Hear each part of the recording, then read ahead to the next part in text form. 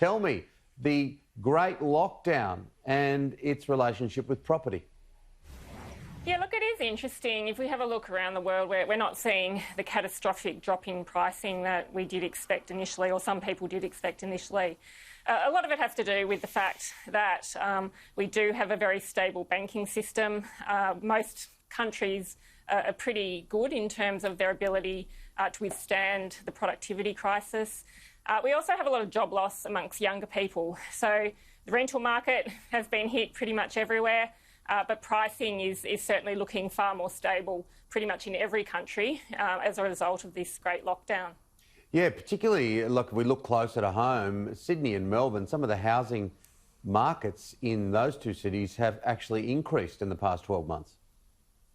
Yeah, look, it is interesting. I mean, we did have a very strong lead up to the first lockdown in mid-March, and prices were really screaming ahead in many locations. So what does seem to have happened now is that we are now 6 months post that, or more than 6 months post that first lockdown, and we are seeing very clearly what the impacts have been. So, we can see that Perth is very much picking up off the back of the mining boom. Canberra's doing pretty well because of all that government spending and all the additional employment that's required. Regional Australia has really picked up in some locations. I mean, the area in northern New South Wales up to southern Gold Coast continues to show very, very strong conditions and very strong pricing growth. The other area, though, is very much premium parts of the market. So if we have a look at some of the most expensive suburbs in Sydney and Melbourne, even in Melbourne, where we are in the middle of a second lockdown, we're not really seeing very extremely bad conditions amongst premium property markets. So for now, the risk is very concentrated in terms of where property price falls will be.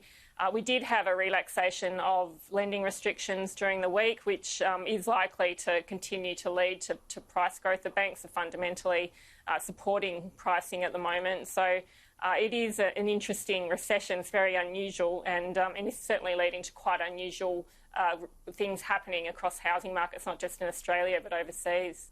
Look, it's an understatement to say it's been a pretty forgettable year on a lot of fronts, but there's always the doomsayers saying, oh, no, the property prices haven't dropped now, but they will. They're just about to.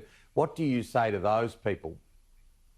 Yeah, look, I think, there's one thing that is happening with unemployment, and, this is a big risk. People without jobs can't pay back loans. For the moment, though, the banks are really helping people through that, and I think if things like the 6-month mortgage payment freezes hadn't have happened, we would have seen quite significant job loss and, quite significant price declines across all markets.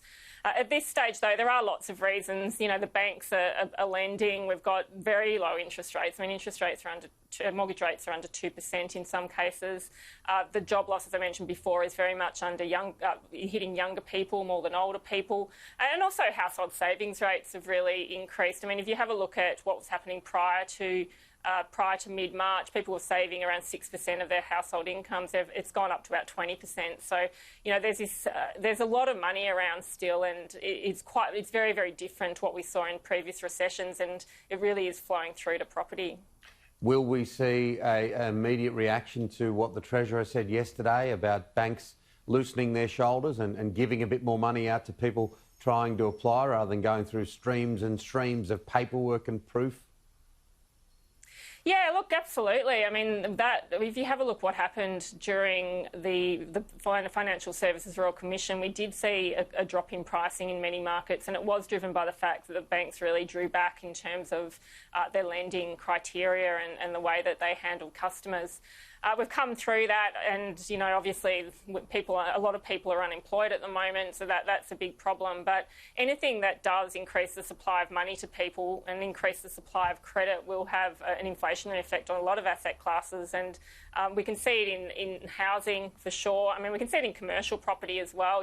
There's no distress, or very little distress at the moment that we would otherwise expect. So for now, it looks like house prices, will probably remain fairly flat over the next 12 months.